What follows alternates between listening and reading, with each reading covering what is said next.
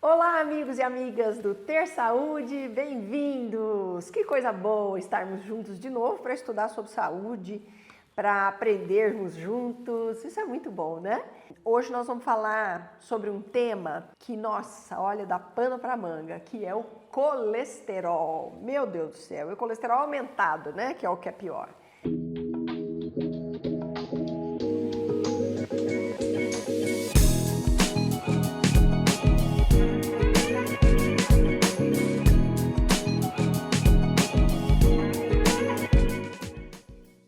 Eu procurei trazer umas coisas diferentes para você nessa aula. Por exemplo, você sabe que o colesterol não é uma gordura? Não, o colesterol é um álcool.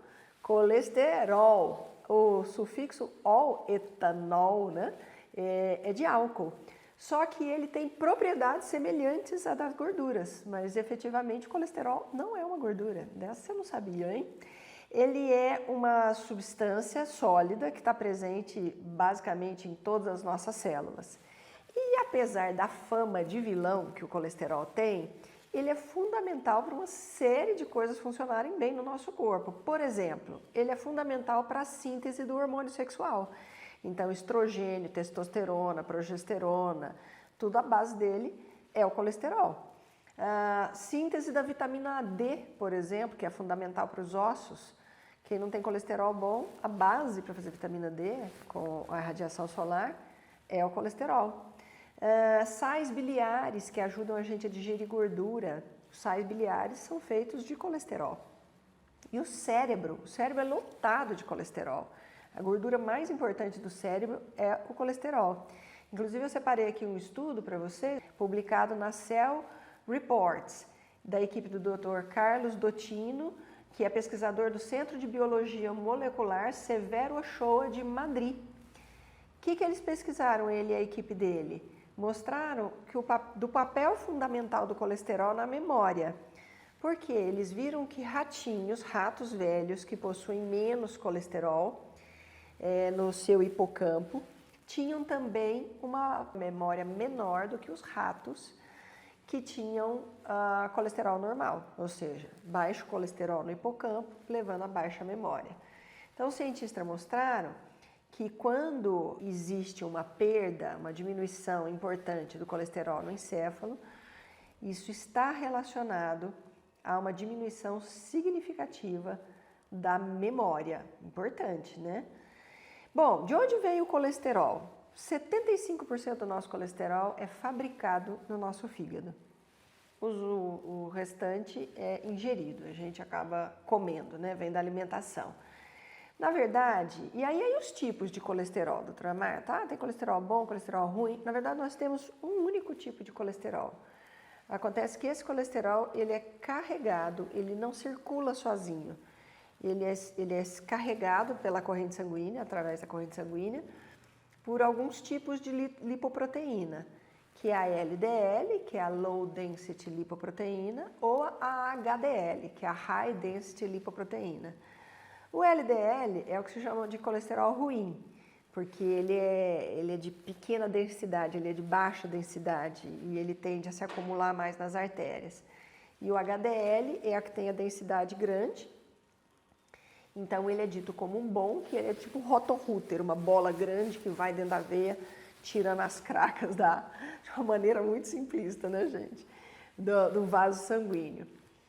Bom, quais são as causas, doutora Marta, da pessoa ter um colesterol alto? Bom, primeiro, genética. A genética está interferindo, né? Está imputado em tudo, embora ela não seja uma fatalidade, ela é uma possibilidade.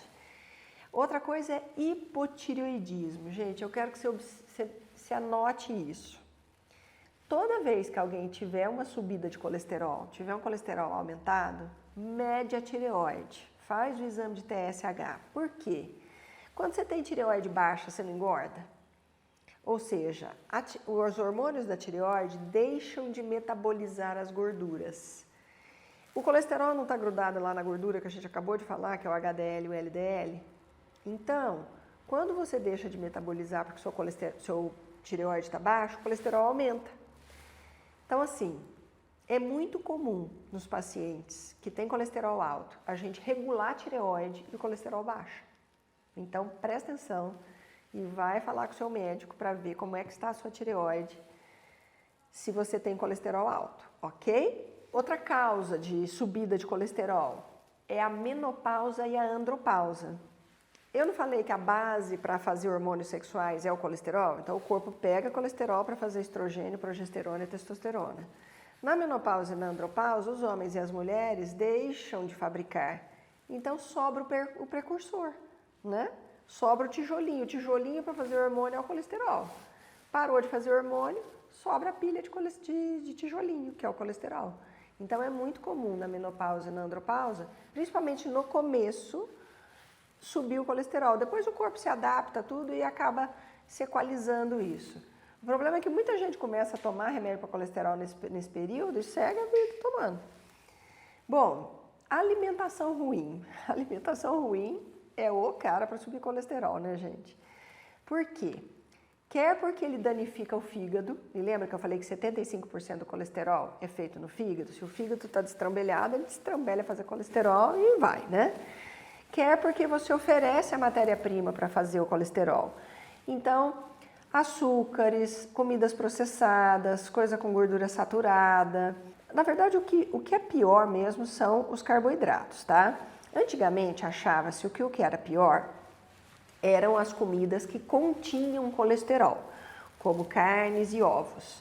Depois, a ciência descobriu que o corpo, que é da lei do menor esforço, ele prefere pegar já uma molécula simples e montar o colesterol, como por exemplo um açúcar, do que pegar o colesterol, quebrar em ácido graxo e depois remontar o colesterol. Então, ele, na verdade, ele não faz isso, tá?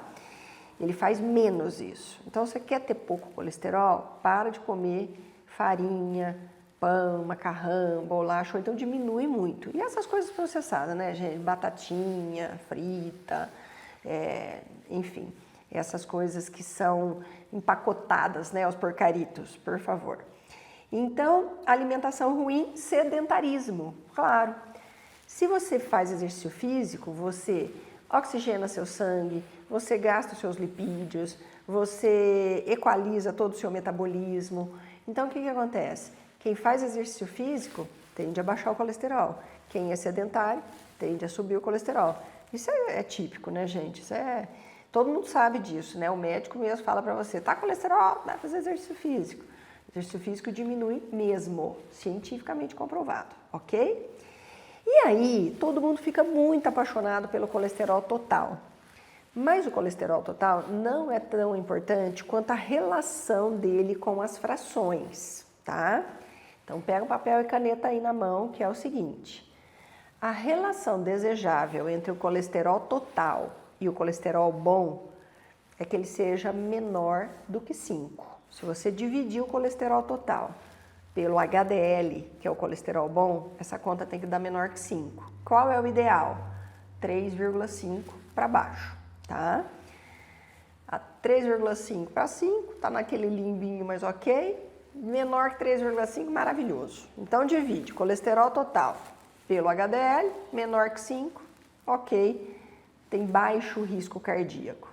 E a relação entre o triglicéride, que não está nessa aula nossa aqui, que é um outro tipo de gordura, que tem que estar diretamente ligada à alimentação, e o HDL tem que ser menor do que 1,7. Ou vamos colocar menor que 2, tá? Então vamos lá. Divide o colesterol total pelo HDL, essa conta tem que dar menor que 5. Se der menor que 5, mesmo o seu colesterol estando um pouquinho acima de 200, você está protegido, porque o seu HDL te protege. Então, se você tem 250 de colesterol total, mas você tem 87, 90 de HDL, essa conta vai dar menor que 5, não tem problema. É diferente você ter, por exemplo, eu quero que o meu colesterol esteja abaixo de 200, tá bom, tem 190, só que o seu HDL é 32, vai dar maior que 5, vai dar problema. Você entendeu o que eu estou falando? Então, não é o colesterol total sozinho que voga, é a relação dele com o colesterol bom. O colesterol bom tem que estar alto, é isso que te salva. Porque se o colesterol bom não estiver alto, a chance de grudar lá o ruim é alta, tá bom? E aí divide o triglicéride pelo HDL, que é o bom, menor que 1,7 é o ideal, tá? Por que isso, gente? Por que o colesterol total não é assim, aquela coisa tão, né? Porque os estudos mostram, os estudos no Brasil, tá? No mundo essa estatística é ainda maior, que 50% dos infartos são de colesterol normal. Vou repetir. 50% dos infartos acontecem em pessoas que absolutamente não têm colesterol alto, tá? Então, por conta dessa conta aqui que a gente falou. E também porque é assim, o que faz uma veia entupir, o colesterol, coitado, ele vai lá acudir. Porque é assim, dentro da veia tem um revestimento chamado endotélio. Se esse endotélio lesa, você tem um machucado nesse endotélio, ele começa a sangrar, não é? E aí, para não fazer um trombo, o que o corpo vai lá? Ele faz uma argamassa de colesterol e põe lá. Então, isso aqui faz acabar de ter a placa de colesterol na veia, que todo mundo morre de medo. Que no fundo, o colesterol, coitado, está tentando te acudir.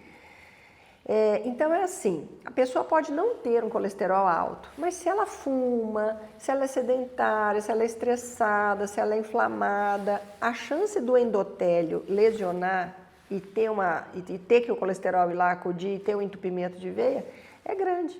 Entendeu por que muitas pessoas com colesterol bom infartam? Porque lesionam o endotélio. Então, o grande vilão para o infarto e para os eventos cardiovasculares é a lesão do endotélio, que muitas vezes é causada por inflamação, que na maioria das vezes é causada por estilo de vida errado, sedentarismo, tabagismo, alimentação equivocada. Então, outras coisas podem causar também lesão endotelial, como por exemplo, diabetes, hipertensão, doenças, né? Mas na maioria das vezes é realmente estilo de vida inadequado, tá? Então, uma pessoa que tem colesterol baixo pode infartar porque ela está inflamada e ela lesa o endotélio, e uma pessoa com colesterol alto, mas o HDL, que é o bom alto, e toda antioxidada, toda bonitinha, pode nunca infartar na vida, entendeu? Então a gente precisa ter muito bom senso, nós médicos, e eu sugiro que você converse isso com o seu médico, para ver a história de baixar o colesterol até quando vale a pena. Porque lembra que a gente viu os estudos lá do cara de Madrid, do pesquisador de Madrid, que viu que os ratinhos com pouco colesterol têm memória pior? O colesterol ele tem uma boa ação no corpo. Então, a gente precisa ter muito bom senso, muita sabedoria para equalizar isso, ok? Não só ir baixar, que às vezes essa não é o caminho adequado para todas as pessoas, ok? Como é que você faz para se proteger? Comer comida anti-inflamatórias. O que são comidas anti-inflamatórias? Frutas vermelhas, verduras, legumes, limão, peixes, comida mediterrânea, né? Salada, legumes, pouco açúcar, pouca farinha, bebida com moderação.